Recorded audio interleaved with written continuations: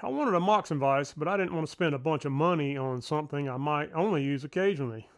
So I made a simple version using scrap plywood and F-clamps, and honestly, it works better than I expected. Let me show you how I built it. I'm using a CNC to cut these parts out today, and I'll be using other shop tools also, but there's many ways you could do this. A table saw, with a bandsaw, with a circular saw, a jigsaw. Heck, you could even use a handsaw. Pretty simple straight cuts, nothing too difficult, and it can be done relatively easy. So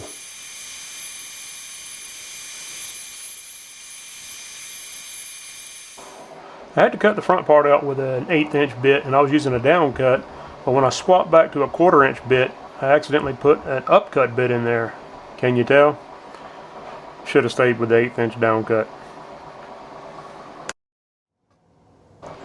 Getting ready to route a dado or a groove, however you want to look at it, with plywood. I'm not really going against the grain, but man, this thing's looking good. Look at there.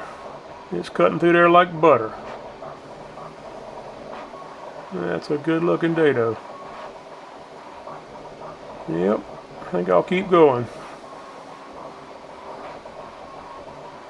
Yep, looking good. You know what? It looks so good, I think I'm gonna run it again. What do you think? Sure, let's run it. Alright, here we go. One more time. Nice and clean. Yep, looking good. Looking good. And right about here is when I found out that I put it on the wrong side. Well, I tell you, it's tough working with this guy sometimes. But what do you do? So, let's route it on the right side now. We can fix it later.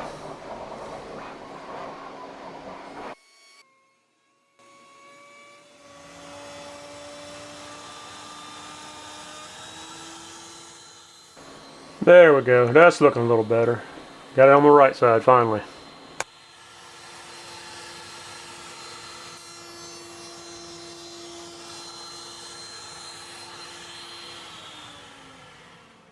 Yeah, right here I'm working on a patch to fix up the issue we had with the routing in the wrong location.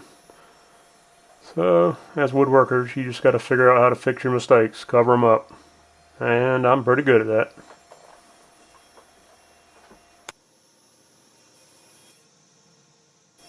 Yeah, right here I'm using one of the thin rip jigs, and man, they make the job easy to get those thin strips all the same size. They work well.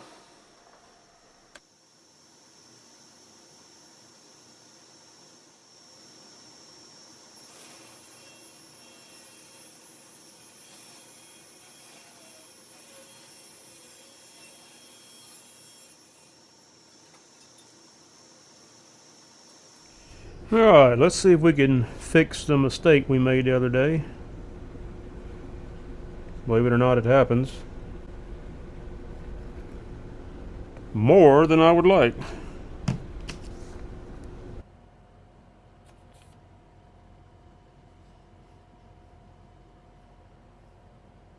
And this is just a tool, so it doesn't have to be fancy. So I just made a little patch for it.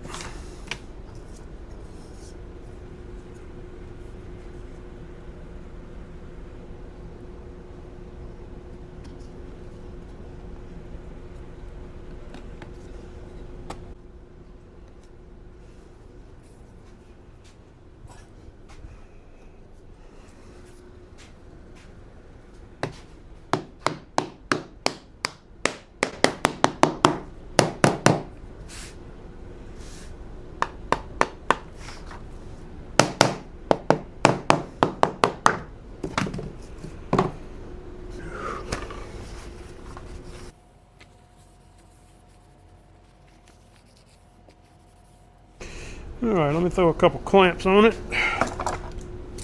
Let it sit for a minute.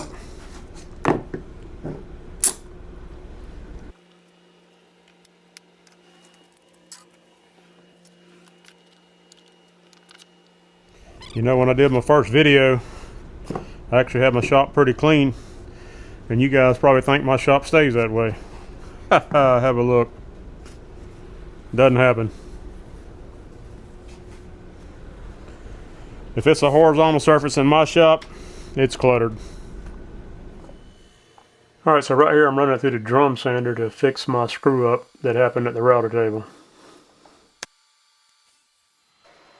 Getting ready to do a small round over on it. And I usually take a test piece and get the height like I want it and get the round over I want, and then I'll go from there. I tell you, this plywood that I'm using, the veneer on it is so thin it just comes off like crazy. And that round over is going to help that. Alright, here I am about to round over my piece, and if you notice those notches on there, if that drops into the bearing on the guide, you can have a little bit of issues. So just be careful when you're doing stuff with notches or anywhere that bearing could fall into. It could ruin your piece and or cause an injury. Just be a little careful there.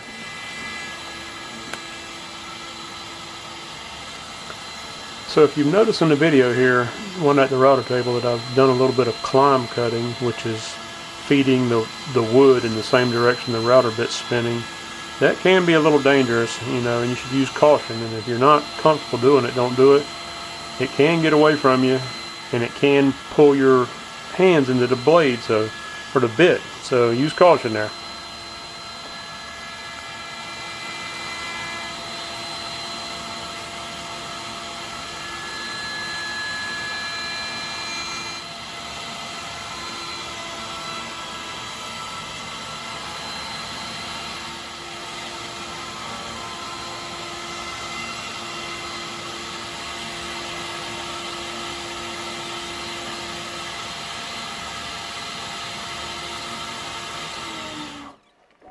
Here I am in final assembly, gluing it up. And I've already pre-sanded everything, you know, the best I can. It's plywood you got to be careful with, but putting it together, making sure everything's square and in the proper location. Slow process, but we'll get her done.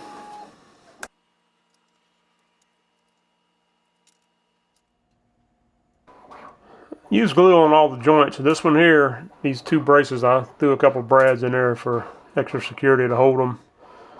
And it shouldn't go anywhere.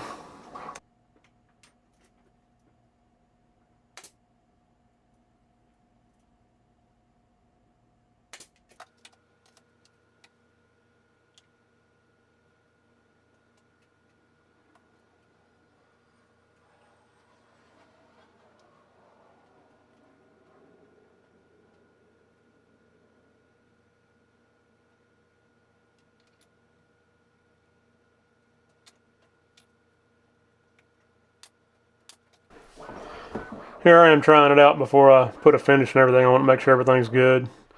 And it appears to be working as it should. Here's a couple close-ups before I put the finish on it. See all my imperfections. You may notice that I have made some modifications in the next few clips that aren't shown here. So I wasn't quite finished here, and I'll be putting a finish on it, simple black stain and probably some polyacrylic or something like that. And on the hardwood, I think I'm going to put tung oil. Alright, so installation of this is pretty straightforward. Not that big a deal. You may have to put these clamps in first, depending on how you hook up here. And you could actually make these a little longer to make it easier to clamp, but it's not that big a deal.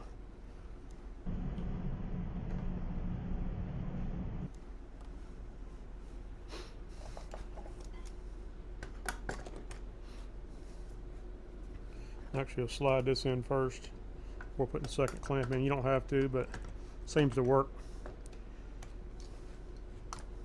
a little better.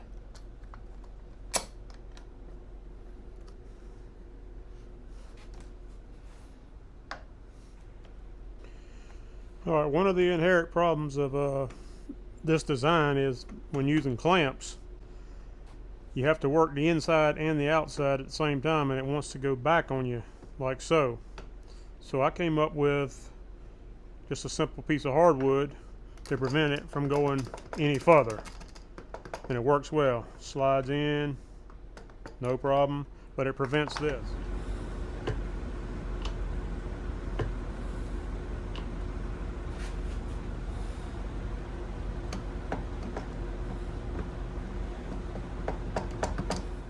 and that helps a bunch. So what I did to come up with that is I figured out how far my clamp stuck through, and it may vary depending on your clamp. And it turns out that 1/8 works well for me. So I countersunk some holes in the back for screws, pre-drilled the hardwood, got me some spacer blocks, put it 1/8, and I bumped it over to here, figured out what I needed as far as length, and simply installed it. Make sure when you're driving screws into hardwood that you pre-drill, and also put a little bit of wax on it. It can help.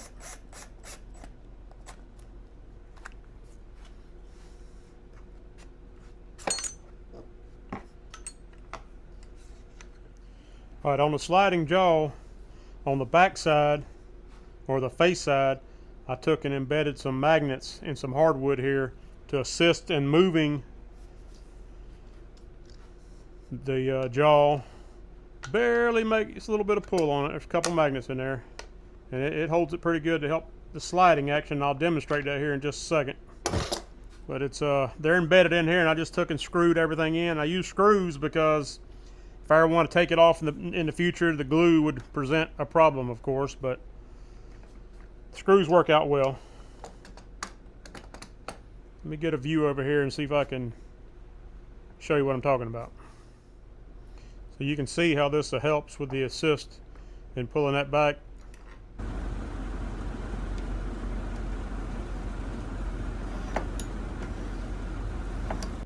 The jaw moves with it. I mean, the magnets aren't that strong. They're strong enough, but you can still pull the clamp away pretty easy.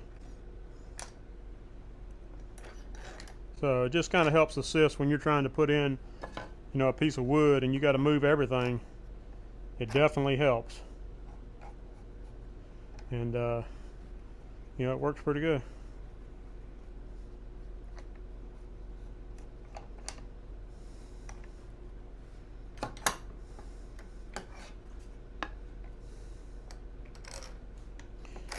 One of the disadvantages of this style is everything's moving, so you got to hold everything. But that's why I tried to put some magnets and different things in to help with that. You know, with the block back here. Of course, you'd never work on anything that high, more than likely, but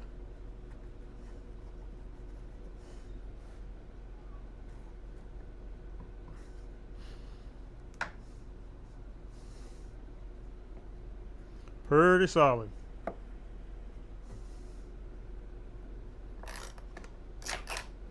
And there you go. So easy a caveman can do it.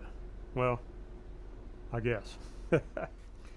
All right, let's talk about some of the pros for this style vise. One, it's super cheap. Doesn't require a lot of materials. I think 8 screws, quarter sheet of plywood, a couple pieces of solid wood. Doesn't necessarily have to be. It's just what I had laying around. A couple of F clamps or any style clamp that will work in this manner. And, you know, it's easy to build. It's pretty simple, basic materials here. Nothing extravagant. A couple brads and some glue. And you got it. Let's talk about some of the cons. Well, it's probably not going to be as smooth operating as a traditional Moxon vise due to their screw in the wheel and how it works. Here you're using the clamp, it's a little bit more fidgety, you know, and it's could have a little flex in it because of this is 3/4 inch plywood. You could probably build it a little heavier, but then, you know, you got more in materials and you got more weight if you want to make it portable. And also, you know, it depends on the quality of the clamp you use to how smoothly it operates. I mean, most F clamps are pretty decent. There are, you know, other clamps that you could use, so that's up to you, but there you go, pros and cons. All right, the plans for these are not my own, even though I did modify it to improve upon it and make it better for myself, but I think these plans, if I can remember right, are Woodsmith, Shop Notes, or one of them. It's been a while, but yeah. So you can find these plans, you know, online.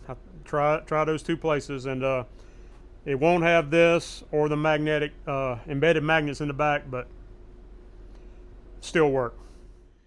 So yeah, it turns out You don't need a fancy kit, just some scrap wood, clamps, and a willingness to ignore the better options. Thanks for watching.